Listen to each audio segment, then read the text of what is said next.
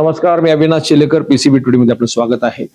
आता मी तुमच्याशी जे बोलणार आहे ते महापालिकेचा एकूण जो कारभार आहे त्याच्यामध्ये मोशी कचरा डेपोच्या बद्दल संशयाचं भूत आणखीन त्यांच्या बोकांडी बसलेले आहे. त्याचं कारण असं आहे, खरं पाहिलं तर भाजपने सत्ता येण्यापूर्वी जी काही आश्वासन दिले त्याच्यामध्ये पारदर्शक कारभार हे पहिलं आश्वासन होतं, सगळ्यात मोठं. लोकांनी त्यावर विश्वास ठेवून भाजपवर शिक्का मारला होता.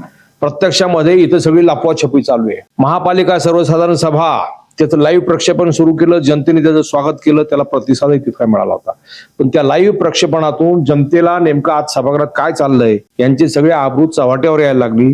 त्यांनी ताबडतोब लाईव्ह प्रक्षेपण बंद केलं. का तर म्हणजे थोडक्यात जाकली मूठ 1.25 लाखाची. यांना वाटलं की ते लाईव्ह प्रक्षेपण जर सुरू राहिलं, जनतेने विचार सुरू केला की अरे आपण यांना कोणा महाभागांना निवडून दिलेलं आहे, तर ते गडबड होईल, म्हणून त्यांनी लाईव्ह प्रक्षेपण बंद करून टाकलं. पहिला झटका तिथं दिला. आता मोशी कचरा डेपोला 8 जुलैला जो अपघात झाला त्याच्यामध्ये 9 जण मेले, 9 जणांचा त्या कचऱ्याच्या ढिगाराखाली बळी गेला. ती इमारतीखाली ते डबले होते. हे एवढं मोठं गंभीर प्रकरण आहे. या प्रकरणाची माहिती सुद्धा महापालिका प्रशासन लपवाछपी सुरू केलेली आहे. काही वर्तमानपत्रांनी त्या बाबतीमध्ये आज फार सुंदर उत्तर दिलेलं आहे. मी त्यासाठी खास हा आवर्जून व्हिडिओ केलेला आहे की वेस्ट टू एनर्जी अनधिकृत इमारतीबाबत लपवाछपी दैनिक पुढारीने फार सविस्तर सुंदर उत्तर दिलेलं आहे.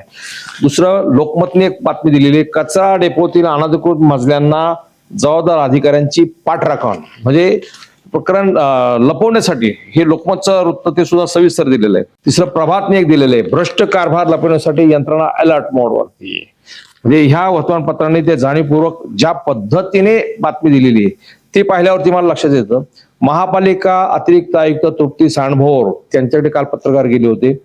कचरा डेपोमध्ये जी बांधलेली इमारत होती ती अनधिकृत होती हे तुमच्या शहर अभियंता मुख्य अभियंता त्याचे जे आहेत मनोज सेठिया त्यांनी सुरुवातीच्या दिवशी सांगितलं होतं की कचरा डेपो खाली जी इमारत दाबली गेलेली आहे त्या इमारतीमध्ये फक्त पहिल्या मजल्याला परवानगी आहे, पुढच्या 2 मजल्याला परवानगी नाही, म्हणजे ते अनधिकृत होते. हे पालिकेच्या स्थापत्य विभागाच्या अभियंत्याने मुख्य अभियंत्याने जबाबदार व्यक्तीने सांगितलं होतं. आता त्या संदर्भामध्ये ती इमारत अनधिकृत होती म्हणजे महापालिकेचं बांधकामच अनधिकृत होतं हे लक्षात आलं आणि सगळी केस त्या भोवती उभी राहिली की त्या इमारतीमध्ये त्या इमारतीखाली दडपून कचऱ्याच्या ढिगाखाली ते लोक गेलेले आहेत. त्याच्यामुळे महापालिका प्रशासन त्याला टोटली जबाबदार आहे. ठेकेदार कंपनी, महापालिका प्रशासन, तिथे राज्यकर्ते सगळे जबाबदार आहेत. त्याच्यावर केस दाखल झाली फक्त कंपनीच्या 2 अधिकाऱ्याविरुद्ध आणि महापालिकेच्या 2 अधिकाऱ्यांना, संजय कुलकर्णी जे पर्यावरण विभाग प्रमुख आहेत ज्यांच्याकडे त्या विभागाची जबाबदारी आहे, आणि योगेश आल्हाट कार्यकारी अभियंता, त्यांना फक्त सस्पेंड केलं आणि त्यांची डिपार्टमेंटल इन्क्वायरी सुरू होणार आहे. त्यांना वाचवण्याचा जोरदार प्रयत्न सुरू आहे.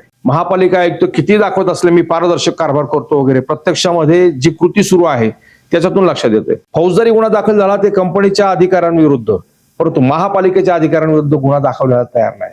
तसं पाहिलं तर हे दोन्ही त्याला जबाबदार आहेत. त्यांच्या विरुद्ध पण गुन्हा दाखल झाला पाहिजे. डिपार्टमेंटल इन्क्वायरी व्हायची ती होईल, परंतु त्या संदर्भात पत्रकार खोदून माहिती काढण्याचा प्रयत्न करतात, विचारतायत. तर अतिरिक्त आयुक्त तृप्ती सांडभोर सांगतात मला याविषयी काही माहिती देणार नाही, कारण त्या विषयाची आता सखोल चौकशी सुरू झालेली आहे. कागदपत्र देऊ नका, परंतु माहिती तर सांगा ना. माहिती सांगायला सुद्धा नकार दिला. ज्या मनोज सेठी यांनी सांगितलं की ती इमारत अनधिकृत आहे त्या संदर्भामध्ये एबीपी माझाने सुद्धा फार छान उत्तर दिलं. नंतर बाकी सर्व वर्तमानपत्रांनी, मीडियाने त्या विषयावरती सविस्तर टिप्पणी केली, विश्लेषण केलं आणि ते सगळा कारभार किती बेकायदा होता हे उघडकीस आणलं. परंतु आता तेच मनोज सेठी सांगतात की चौकशी सुरू झाली, त्याच्यामुळे कुठलीही कागदपत्र आम्हाला दाखवता येणार नाही. कागदपत्र दाखवू नका, तर माहिती तर द्या ना. महापालिका प्रशासन अशा प्रकारे जर माहिती लपवायचा प्रयत्न करत असेल तर लोकांना संशय आणखीन घडत होईल. म्हणजे तुम्ही नक्की काहीतरी लपवताय, ह्या अधिकाऱ्यांना वाचवायचा प्रयत्न करताय हे लक्षात. असं म्हणतायत की तिथे अशा प्रकारची कुठली माहिती बाहेर येऊ नये म्हणून एका आमदारांनी फोन करून अधिकाऱ्यांना दम दिलाय. खरं खोटं माहित नाही, परंतु आहे तसं. तिसरं, नियम काय सांगतो, महापालिकेचा कायदा कलम नियम जो सांगतो, महाराष्ट्र महानगर अधिनियम हा सांगतो की महापालिकेची कुठली इमारत असू दे, स्वतःची इमारत, शाळा, रुग्णालय, कार्यालय बांधायचं असल्यास त्याचे नकाशे विकास नियंत्रण नियमावली खाली, डीसी रूल खाली आणि राज्याच्या नगररचना कायद्यानुसार तयार करावे लागतात. मग असं जर आहे तर हे नकाशे तुम्ही तयार केले असतील म्हणजे तुमचे अधिकारी त्याला जबाबदार आहेत, ते आर्किटेक्ट त्याला जबाबदार आहेत, जे सॉइल टेस्टिंग केलं तो जबाबदार आहे, हे प्लिंथ चेकिंग ज्यांनी केलं, इमारतीचं बांधकाम सुरू केलं ते त्याला जबाबदार आहेत, त्यांच्यावर पण गुन्हे दाखल झाला पाहिजे. तांत्रिक नियम काय सांगतात, हे बांधकाम परवानगी का घ्यायची असते, परवानगी घ्यायची म्हणजे कसं, महापालिकेला फक्त डेव्हलपमेंट चार्ज भरावे लागत नाही स्वतःची इमारत असल्यावरती. परंतु ह्या सगळ्या गोष्टी कशासाठी, तर बांधकामाची सुरक्षा अग्निशामक दलाच्या ज्या नियमावली आहेत त्याच्याप्रमाणे ते सगळं आहे की नाही, म्हणजे फायर सेफ्टी थोडक्यामध्ये. नंतर FSI जो वापरलाय तो नियमाप्रमाणे आहे की नाही, आणि पर्यावरण विषयक जे नियम आहेत त्याचे पालन झालं की नाही, हे सगळं पाहण्यासाठी महापालिकेचे जे कायदे सर्वसामान्य लोकांना लागू आहेत तेच कायदे महापालिकेला लागू आहेत, म्हणजेच ही इमारत अनधिकृत होती. असं म्हटलं जातं की महापालिकेच्या स्वतःच्या बांधकामाला परवानगी घ्यावी लागत नाही, परवानगी नाही घ्यायला लागत, परंतु ते तिथं नमूद करावं लागतं. तिथं हे सर्व नकाशे वगैरे सामान्य लोकांना ज्या पद्धतीने बांधकाम परवानगी घेताना सादर करावे लागतात ते सगळे पेपर त्या फाईलमध्ये असायला पाहिजेत. त्याप्रमाणेच सामान्य जनतेला ज्याप्रमाणे न्याय आहे त्याप्रमाणे महापालिकेलाही न्याय आहे. त्याच्यामुळे इमारत अनधिकृत हे 100% आता सिद्ध झालेलं आहे. आणि तीच कागदपत्र दडवायचा महापालिका प्रशासन जो प्रयत्न करतोय त्याच्यामुळे संशय आणखी बळावत चाललेला आहे. हे गंभीर आहे. जनतेला एक न्याय, महापालिकेच्या अधिकाऱ्यांना दुसरा न्याय असं लागू होत नाही. पत्रकार माहिती विचारतात ते काही स्वतःच्या स्वार्थासाठी नाही, जनतेच्या दृष्टिकोनातून जी माहिती आवश्यक आहे ती प्रशासनाने दिली पाहिजे.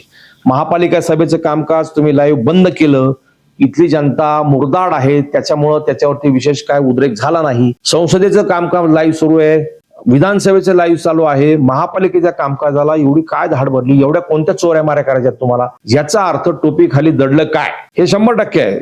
तुम्हाला कोणतं तरी कारभार लपवायचा आहे, चोऱ्या माऱ्या करायच्यात, ते लोकांना समजू नये यासाठी तुम्ही हे सगळं दडवताय. त्यामुळे तुम्ही जोपर्यंत जागे होत नाही तोपर्यंत ही मंडळी सरळ होणार नाही. तुम्ही या विषयावर बोललं पाहिजे हेच खास आमचं मत आहे, त्यासाठी खास हा व्हिडिओ केला. धन्यवाद.